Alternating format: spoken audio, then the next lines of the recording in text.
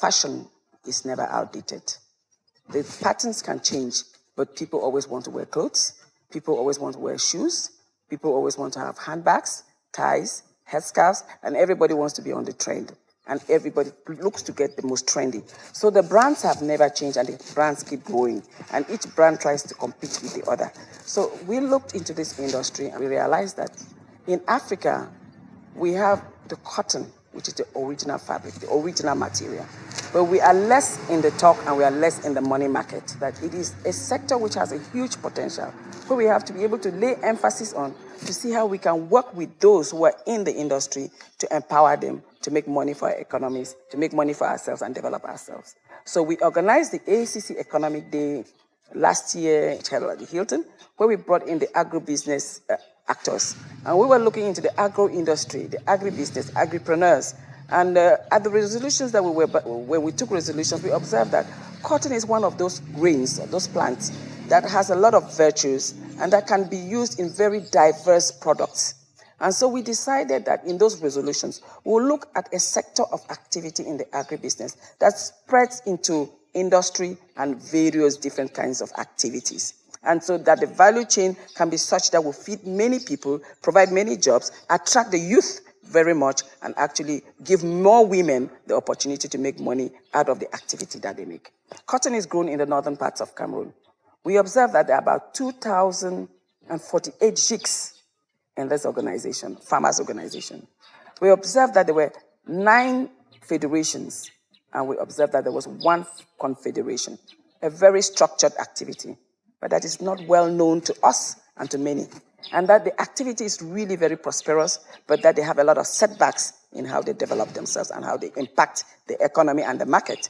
So it became a major issue for us at the ACC to identify the sector, cotton industry, and work with the actors in the industry to see how we address the issues and how we work together to find solutions and provide solutions. Because the ACC, as you may know, is an African initiative to federate African businesses, to provide African adapted solutions to African problems, so that we see how we get a cut into the international market, where we as Africans, we can also talk. We can not only be consuming, we can also be actually exporting, and there can be that balance, because we cannot contribute to an economy that keeps signing international treaties, and we do not see how they impact our lives and how they change our lives over 50 years. So that is why the ACC said we are going to advocate for Africa's economic development. That Ghana is actually seriously on board. We have Nairobi, that federates the Africa Origin Textile Organization in Burkina Faso, where they organize Ficota. And Ficota was actually also to discuss the issues of what we do with our cotton, how we grow the potential so that it impacts the lives of many, and it's actually a successful activity. Now then, in the Central African region, we are organizing in Kribi, one of the major cities in the Gulf of the Guinea, the Cotton, Textile and Transformation Conference. And it is called Ficota. So we're bringing together stakeholders, we're bringing together the actors, so that during this meeting, they can network, they can share their views, they can actually express themselves in the areas of challenges that they face, and we can be able to pick the weaknesses and the strengths, such that we can work with the policymakers to be able to craft the policies that will actually respond to the needs, and that the activity will really be prosperous for all. We were in Marwa, and we observed that the ndop, the fabric, which is the national fabric for Cameroon, is actually weaved from the north. I couldn't believe that there was such a huge traffic, that there's such huge traffic activity within the extreme north, the northern province, and the northwest region, the western region, and the rest of Cameroon. So can you imagine that we decide to put more investment, attract more capital into this activity through this conference, that we actually identify the areas of need and we show the limitations in the economy and in the actors' potential to be able to transform what they have as raw materials with the right adapted equipment, then we will grow a very competitive economy. So we have 248 jigs. Of the 248 jigs, those are families. Say each family has 10 children. Can you multiply that? It's about 2.5 million jobs. If we now increase the number of people that get facilities to be able to go there, and if we are able to provide to the local actors Can you imagine that we have the capacity to increase the number of actors in the industry, in the cotton transformation industry? Then you have people who are into knitting, into weaving, and into spinning. Then by the time you give them those jobs and they create other jobs, and many people have material to transform into clothing, into bags, into shoes, into everything, I mean, it's a huge activity. And we are also looking to see how the government of Cameroon can take advantage of the deep sea port. It has been a major concern for this government and a major concern for the executive of the government and the president of the republic to see how Kribi becomes one of the major seaports, the new town, the new city, because Douala was not created by our sovereign, it belongs to us, but it was created by our colonial masters. What have we transformed to be our own? And I think that seems to be a major preoccupation of the president, because 20 years ago, 25 years, we've been talking about the deep sea port. It eventually becomes real. But how do we feed the port such that we do not continue to receive from the port and kill our economy?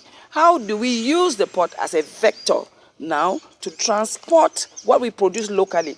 We cannot be competitive if we don't have access to the material. And if we don't have access to the material and the equipment to be able to meet the standards of the world with the proper norms, because you can produce, but if your commodity is not within the norms and standards that the world will want to import or that they will want to use, you will not be able to sell. So you will continue to be a local market, and even your own locals will not want to consume your goods, because they will compare with what they receive as imported, and they will keep buying what is imported. So we are trying to work through this forum to bring the awareness to our institutions, our government, and our development partners to understand that Africa is more mature, that we are maturing in business, and that we cannot continue to be a sovereign political nation without being a sovereign economic nation. There is need for economic sovereignty. And if we do not have that, it may not happen in my lifetime, but I'm very convinced that once we start it, the process will not stop. So that's why we are working with this conference, working in the cotton industry, because it's a plant that is durable. It's a substantial product. It's something that can go on and on and on, in spite of the challenges that are embedded in the activity, but that we will not be losing if we actually lay focus on the activity, and the government comes in to support initiatives like the ACC, which is a private sector initiative, and the local producers who don't have the means, but they need the government backup. So that's why we'll be bringing in financial analysts, we'll be bringing in insurance, we'll be bringing in transitors, we'll be bringing in investors, we'll be bringing in equipment providers, so that everybody in the B2B networking sessions, they will be able to address their issues and their concerns, because it's all about the value chain in the cotton industry. We have to prove the interconnectivity and the connectivity. That is, I am only because you are. If I cannot prove that I'm only because you are, then it's useless for me to be. So we need to prove that, if we can call that vivre ensemble, economic vivre ensemble, which is the connectivity. I do not exist without you. And when I realize that I do not exist without you, then I become more aware and more sensitive, and I become more important even for me, because I believe that I'm not wasting my time. So it's that culture that we are trying to build, and it's that we are trying to, at the end of this conference, build such an awareness that government sees its role, that is very important as a policymaker, to make sure that the private sector gets what they need, and that the actors get what they need, and that companies like SICAM, Sodocoton, operate in their full potential. I may not be able to say the details here because I'm not one of the key actors on the ground, but I think if you go to them, they will tell you exactly what their problems are. And I think that at that meeting, they'll be able to tell us where their problems are. And some problems may be quite sensitive, that would need some other kind of diplomacy to be able to handle those issues, to be able to get to the next level. The textile industry is of such importance in the budgets in the world. The American economy developed through textile, cotton textile. They are hugest producers. China, same thing. India, same thing. How do we in Africa imagine that we can be producers of cotton and we keep selling our raw material and we do not transform the cotton locally? So we cannot live in an economy that we've observed that other economies, if we compare them, have survived through this textile industry and the value chain is solid.